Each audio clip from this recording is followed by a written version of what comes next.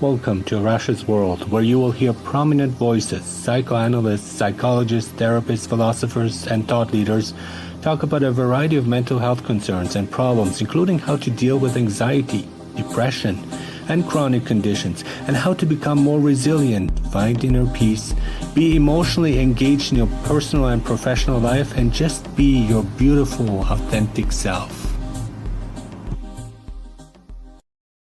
Hello, everyone. Welcome to Arash's World. Today, we have a special guest, Sherianna Boyle. How are you doing today?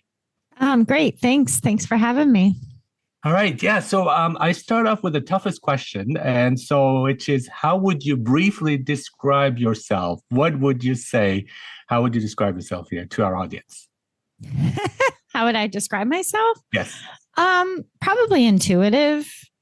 And I think that's one of the biggest things I would say. And look, the characteristics, are you looking for? Qualities? Anything you'd like to share? What defines you? I'm hardworking. I'm definitely hardworking. Mm-hmm. Yeah. Hardworking, intuitive, passionate. Yeah, wonderful. Yeah. So you are a best-selling author, international best-selling author. And today we want to talk about your most recent book, Just Ask Spirit, Free Your Emotions to Energize Intuition and Discover Purpose. And you already talked about intuitive and intuition, and that's something that's very important to me too. So what would you... what's just ask spirit? What is that about? I know. And we'll dive right into it. What would just ask spirit. Imagine that, right? That's it. Yeah. So this is my 11th book, Just Ask Spirit. And gosh, I've been coaching. So I'm an emotional detox coach, and I wrote a bunch of emotional detox books before this book. And very often I would help people to process their emotions. And then after we went into processing state, they would ask questions, my clients. Mm-hmm. And I would say, well, let's just ask spirit. Mm-hmm. That would be my response. Yeah. And then I would channel and, tune in and that just became a regular thing. And I said that for years. And then one day I was like, maybe I should write a book with that title. So that's how the title came to be. I've been using it in my coaching practice for a really long time and my daily life. And the book is about learning how your emotions, as you allow yourself to experience them, enter a processing state, you're in a state where it's really primed for asking because you're in a higher vibration. Mm-hmm. It's the ideal time to, and it's not just about wanting something. It's also about receiving, what's available for all of us to receive. Mm-hmm. But for receiving, you need a certain openness, right? You need to be also ready to receive, because if your windows are shut and your curtains are drawn, then there is no receiving. And I like Meister Eckhart, the mystic, who talks about you need to empty yourself to be able to receive and to fill yourself up. So, and that's something I think we often forget, or we get stuck in things, or we don't see things, or we don't even we don't think there is anything spirit or spiritual out there. And I think just looking at the word spirituality, you have the word spirit in it. Psychology, you have the psyche, right? So we seem to be missing out on a lot of things too. Yeah, I think, I just came off a Just Ask Spirit retreat. I do retreats, and a lot of people, when they arrived at the retreat, they were kind of raising their eyebrow at me, like, what's this spirit thing? And I'm thinking, well, you signed up for it. But anyway, they were skeptical. They were nervous, and that's okay. I find that's part of the process, honestly, is just because it is opening yourself up to something. Mm-hmm. And if you're trained in a certain way, or you have a different background, sometimes that's very uncomfortable or even a little scary, or you feel a little nervous. And so I always say, Just Ask Spirit isn't just about, what does spirit have to say, like a psychic reading. Mm-hmm. It's a spiritual journey.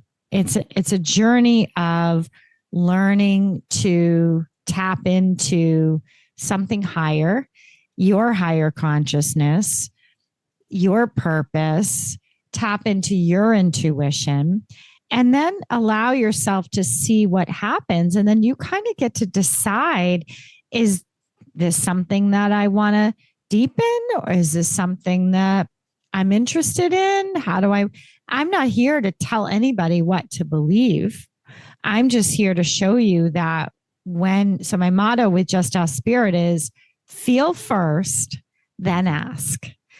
And people tend to ask, or they just don't ask. And that's a state of non-feeling. That's a product of non-feeling. When you're not feeling, you won't ask. Have you ever noticed that just in life? Yeah.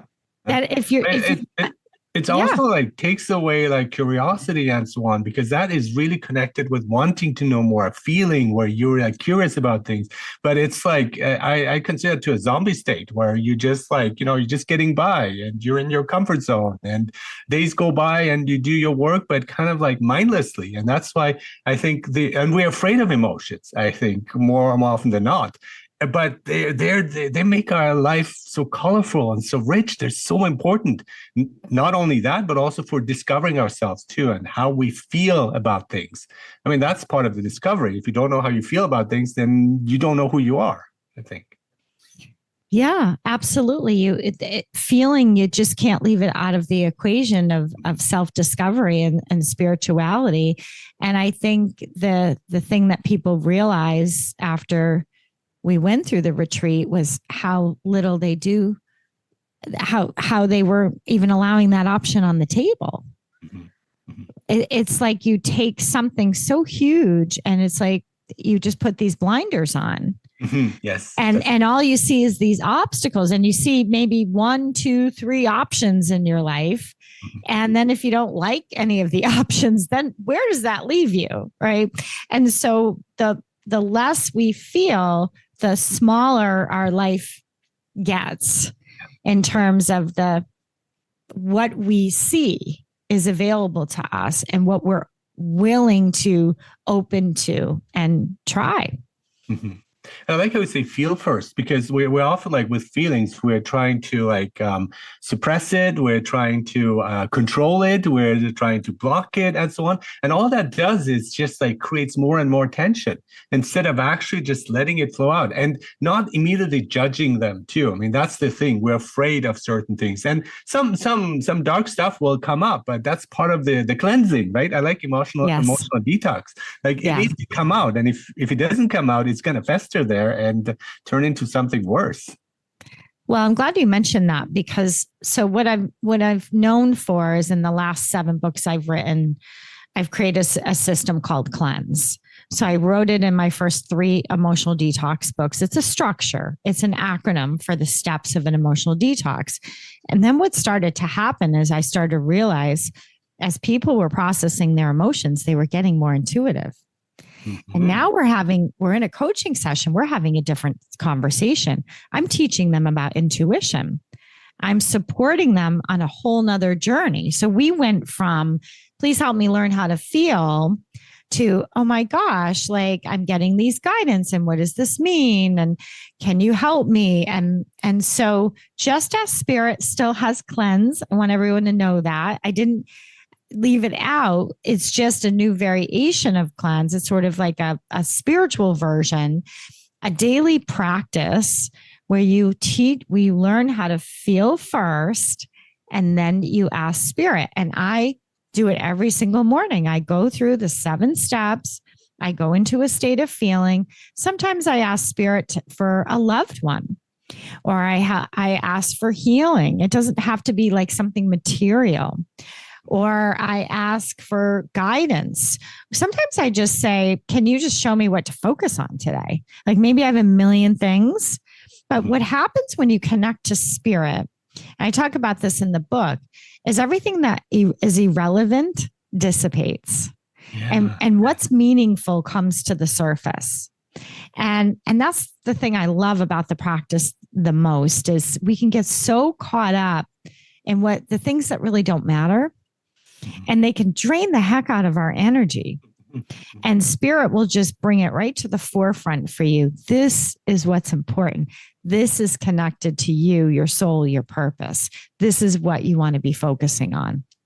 And I love intuition. And whenever it's like I've followed its advice, it's been the best thing ever. Even though like logically it would be the worst thing you can even imagine or think of, but being guided by that. But the problem is like often it's hard to discern, and often as you're saying is because we have all this other stuff, we don't see it clearly. It's just this tiny voice, and we're not sure. And it's not about what we want, but it's what's best for us. And sometimes it has to be that difficult step or a decision we don't want to take, but it's necessary in a certain context. And I think but once we can tap into that, whenever I do, it's just amazing. And it's just the best advice you could ever have. It really is. And I hear what you're saying, because a lot of people, how many people are on the fence about their relationships? Do I stay? Do I go? I don't want to leave, but it's not good for me, or it's not working out. Or they, get themselves in situations, and that's so challenging and such an important time. How do you discern, what is spirit? What is ego? What is fear? That's the journey. That's the journey that you're embarking on. When you ask spirit, you're saying to yourself, I'm choosing to learn enough about myself to know when I'm being led by ego, or is this something within me? Is this my spirit? Is this my calling, my purpose? And it is a beautiful thing. You're absolutely right when you do listen, and it's not always going to be comfortable. Yes. Yeah. Sometimes it's some things you're like, I didn't want to hear that. But what I will say is I find spirit will present it, if you ask, will present it in a way. So for example, I had someone who wanted to leave a relationship, and she kept saying the word leaving, right? Letting go. And it was really the way she was looking at it. So when she went into a state of feeling, what spirit had to say was that it wasn't about leaving or letting go. It was about expanding. And that sometimes the most loving thing you can do for yourself and for someone else is to let go. And then when you do, your heart expands, your energy expands, and then you see what happens. I always say that if it's meant to be, spirit will always circle it back around. Yeah. Don't you find that? If it's true, you'll miss the signals and miss the boat, but the boat will come back at some point again. You get like it will, and again until you get it. Yeah. Because you're loved so much. Mm-hmm. They won't leave you. And I think it's also like that perspective thing, because our views are limited, and we think we know everything, but we don't, right? Honestly. and we get stuck in that view. It's like, oh, like you said, I only have these two options. Well, maybe there's a third option that you haven't considered. And that's when you can talk to a therapist, you can talk to a friend, you can just walk outside and just perceive the signs. They're there. They're just tiny signs that you just need to decipher, and they will tell you synchronicity, serendipity, and all that. And also the feeling of what feels right. It's not necessarily what feels good, but what feels right. And I think we know that deep inside. And there's an alignment there. It's an alignment. Yes, there's an alignment. There's something. And I always say to, my clients, I always say, does that feel aligned? Yeah. That is my way of asking, how does that sound to you? Does that feel aligned? And if they shake their head, yes, spirit was involved. Mm-hmm. Mm-hmm. That's coming from spirit. So if something lands in that way, you'll feel aligned. You won't buck it. Mm-hmm. Mm-hmm. If it's ego, you might go into a little bit of struggle, but it's like a muscle. In the book, I talk about the 777 step pathway, and 777, the 4 sevens, is a high vibrational spiritual number. And it means embarking on your spiritual path. It's also a number for good luck, just so people know. And so it's been kind of interesting, because I wrote about this 777 step pathway, and I was on my way to the spiritual retreat, and I said, okay, spirit, let me know you're with me. Just show me a sign. Sure enough, I kid you not, I'm on the highway and the car comes up, 4 darn sevens. I'm like, come on, right? I mean, this was within a half hour, and it gets right in front of me. And not only that, I decide that I'm going to get off an earlier exit to get some gas. Sure enough, that car gets off the exit with me. So I'm literally following 7777 all the way off the highway. And I'm just shaking my head going, wow, like it is so fun when you get confirmations and spirit just reassures you, you are exactly where you're supposed to be. You're supposed to be doing what you're supposed to be doing right now. Exactly. That's the confirmation we often need. And it's there, but we have to be aware. So there's also that element of mindfulness, because if you could have not noticed, it's all around, but the number there, it's always there, but you're busy, preoccupied, you're worried about things, you don't see it, or it doesn't register. And I think there's this openness, but also a kind of mindfulness practice we need to be open to that, to be curious, to be aware. Do you agree? I also asked. Mm-hmm. I asked. Okay, there you go. Okay, yeah, that's okay. Right. I asked, and then you have to let go of the answer, right? I mean, again, this is a journey, and it's a beautiful journey because you're learning how to ask and detach from the answers. You're not like, okay, what's that car? What's that car? Does that have? You know, be like that. In fact, I kind of forgot about it, honestly. Yeah. And then there it was. I was like, well, isn't that magical? And it just was what I needed before I started my weekend. I was like, okay, they're with me. And this is exactly what I'm supposed to be doing, this right here in this moment. They bring you to the moment. Mm-hmm. Mm-hmm. Yeah. Would you say it's manifestation? Is that the same thing? Are we manifesting it? Or is it something different? Is it a different angle, a different perspective? What would you say? Well, I have a different perspective on manifesting. I wrote a book on manifesting. It's called Energy in Action, and my guides. So I channel all my books. And when I wrote that one before this, Just Ask Spirit. And my guides told me, you got to teach them how the light is connected to the spiritual laws of the universe.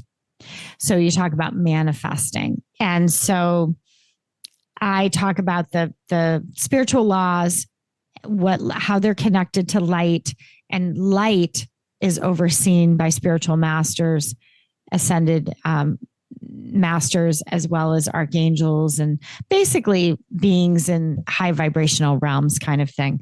So when you talk about manifesting, yeah, I mean, I think we get a little over focused on the thought thing, and we forget that our guides are very much involved and supporting us. And it's about really raising your vibration and being in the light. So yeah, I mean, if you focus on something, if that relaxes you, if that helps you to, you know, if it's a practice that helps you to be mindful, having a vision board or something, then yeah, your vibration will probably go up.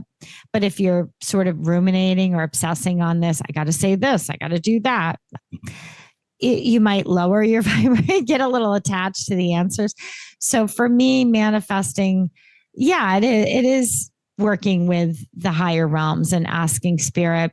I don't really use my brain so much. Mm-hmm. And in terms of, it's more of just ask for what you want. And the other thing is focus on feeling. Mm-hmm. So let's say you say, I want a better job.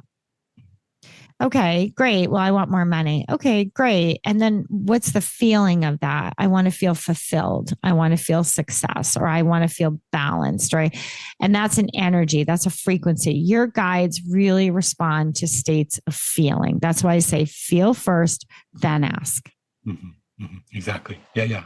And so it's also interesting in terms of timing, because it seems that what my experience of manifestation was, it's not, yes, the desire is important, of course, the feeling, we want something, and we have to really want it too, like deep down, but then we have to work for it, which is also another aspect. It just doesn't like come to you, that great job or the person you want to meet and so on. It's something that you have to work on as well. But then also what you're saying of raising your own frequency, your own vibration. And so it seems that once it falls in line, once it's aligned, as you say, then things will just drop to you and you will get that job or meet that person, run into that person and so on. But not until the requirements are set in a way, right? And so it's kind of interesting in that sense. Do you agree with that? Yeah, I do agree in that there's lessons and learnings along the way. And I think that's what you're speaking to. There's certain conditions attached. Yeah. But once you do, it flows really easily. But if you don't, then you're just running around in a circle and you're kind of stuck off. It's become cyclical for sure. Yeah. Yeah. I think once you get the learning, it might be just learning to speak up for yourself or articulate your needs or identify, getting more clarity. And all of that, those practices will help you. So that's part of asking spirit. It will bring you clarity once you start to receive the information, and it's different for everybody. You know, everybody gets information and delivered in a different way. And so it's not about learning my way or your way. It's learning what is your specific way that you're getting information from spirit. It might be completely different from somebody else. And that's the journey of getting to know yourself. Yes. And for me, the study of psychoanalysis has been very helpful because you're looking towards the past too, which has defined you now. And there are issues that are not resolved or that are half resolved or conflicts. And once you bring them into the open and you deal with them, the path is much clearer and you make much better decisions too in any type of job, whether it's your job or any type of life, you know, your job, your relationships and so on. And you gain clarity, which you didn't have previously. And once the clarity is there, then again, it's easier to go ahead. Oh, it's refreshing. Yes. It's refreshing. It's like taking a weight off. Yeah, I see like a backpack of like rocks and stones. And it's like, okay, now it's off. Now I can go. I'm free. I didn't know that, but now I know I am free in many ways. Yeah, I think some of the greatest lessons that spirit has taught me was really identifying the difference between spirit and ego. Is ego's always limitation, finite, endings, beginnings, that whole thing. And when you go into the spiritual realm, there are no limitations. And so just that small adjustment, you know, learning, oh, okay, wait a minute, this is my ego. That's okay. That's all right. I acknowledge that. That's important because it's often maligned and people like hate their ego. And so I was like, that's not going to help. You know, you've got to just identify it and just let it go and move on, right? Don't try to kill it as like, you know, certain like Buddhist practices say no, and embrace it, but then notice what it is, right? And that I think absolutely. It's just awareness, and awareness in itself is enough. And that's where the mindfulness is that you keep mentioning. Yeah. And that awareness is what's going to elevate your energy, and your guides love it when your awareness goes up. And that also increases the chances that you're going to start processing with more ease. Yeah.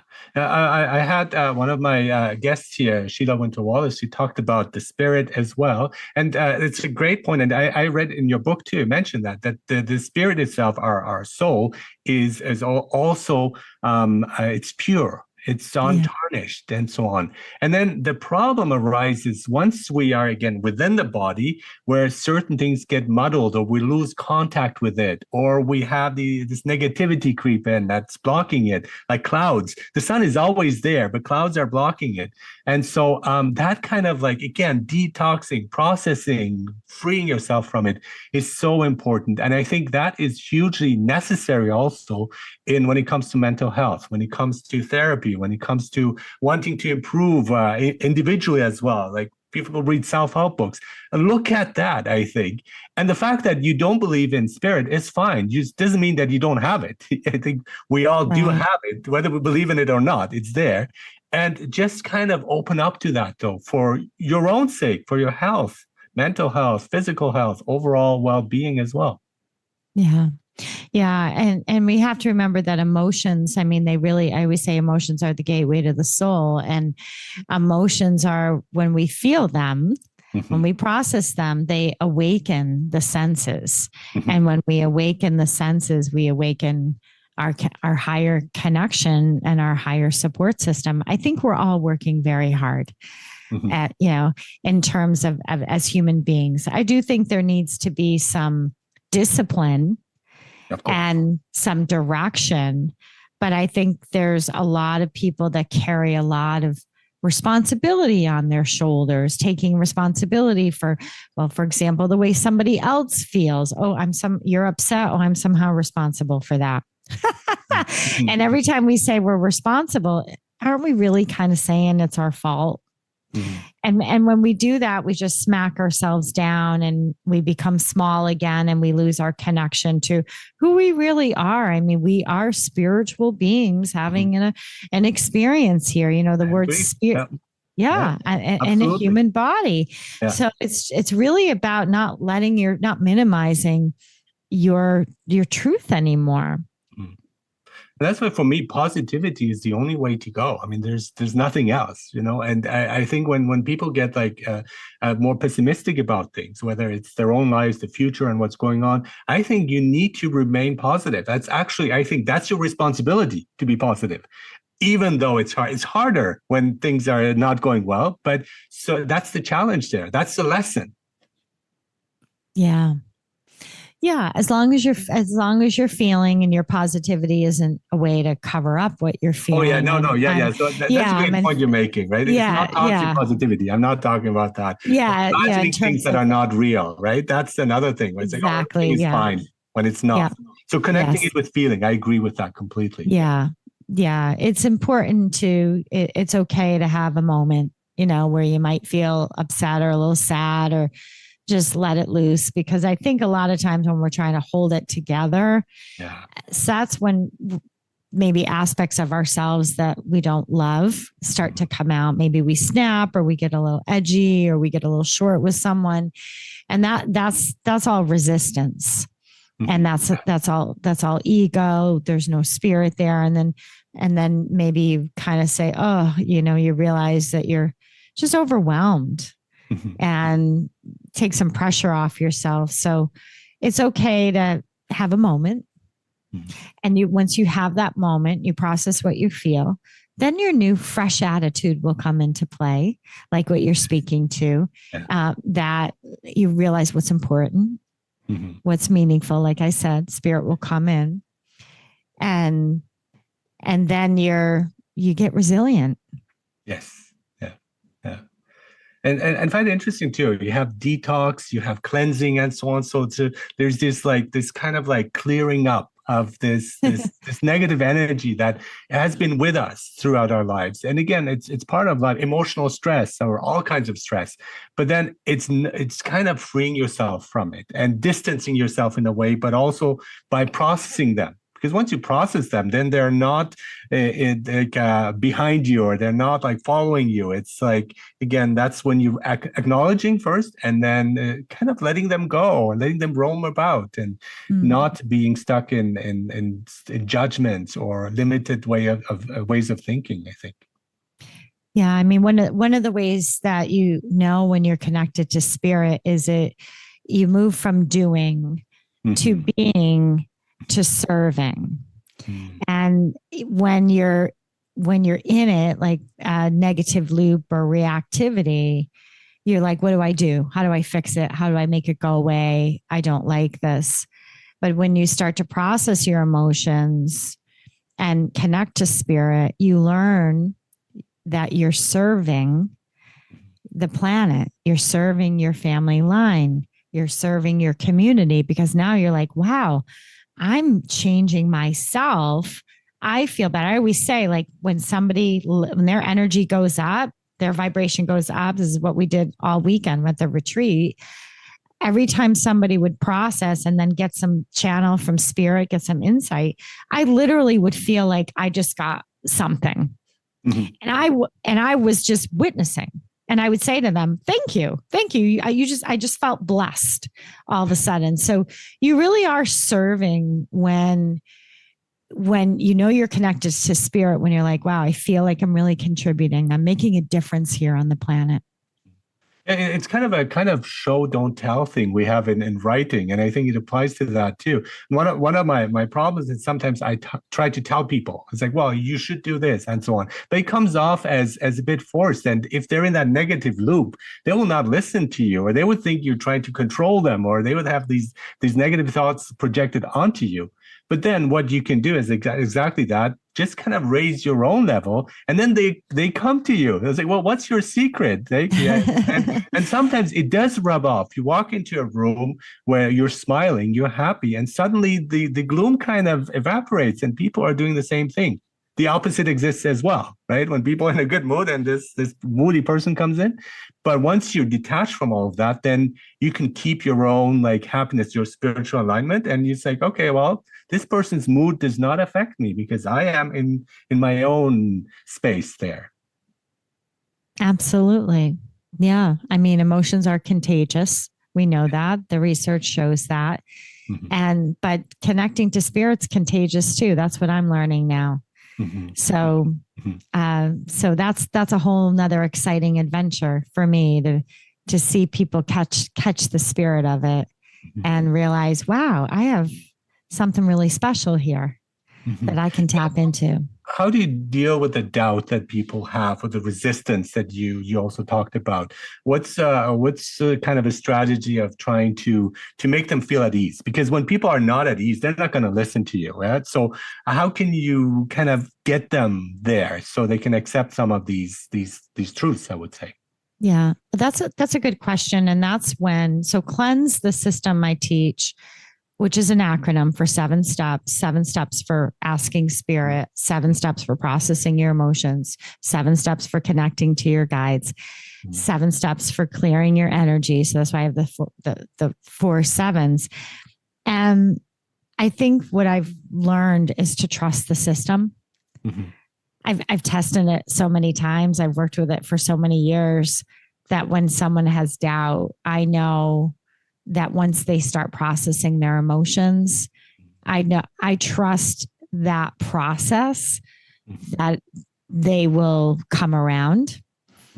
And so my job is not to judge or not to get them to think otherwise, but just to listen and to keep giving them the tools. And I know once that energy of those emotions start moving, it's transformation. I've seen it happen so often. I have had people with resistance, and then they come around.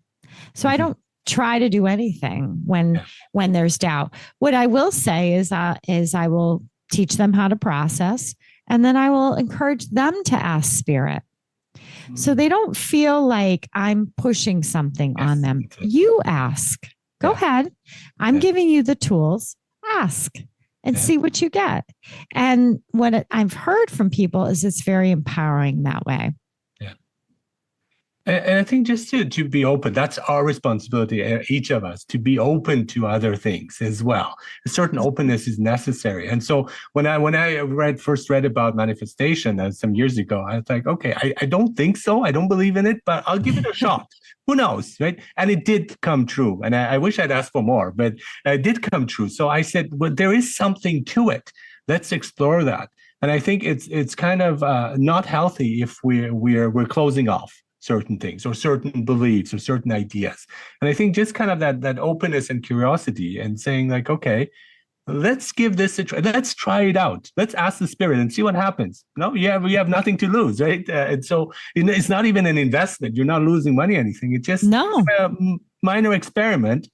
See how it works for you, right? Absolutely. Yeah. And in the book, I provide space for journaling. I show them where they're going to ask, where they're going to receive, what that looks like. So people are sort of guided through the process there. But yeah, you have nothing to lose in this. Exactly. Thank you so much, Sherianna Boyle. I just want to mention again, you're an international best-selling author. You present at lots of workshops. You're the founder of Emotional Detox, Detox Coaching, which we mentioned. You also have a Just Ask Spirit podcast. Is that true? Oh, yeah, yes. Wonderful. Yeah, that's it. And of course, your book, Just Ask Spirit, Free Your Emotions to Energize Intuition and Discover Purpose. Such a pleasure talking to you, Sherianna. Thank you so much. Thank you so much. Thank you.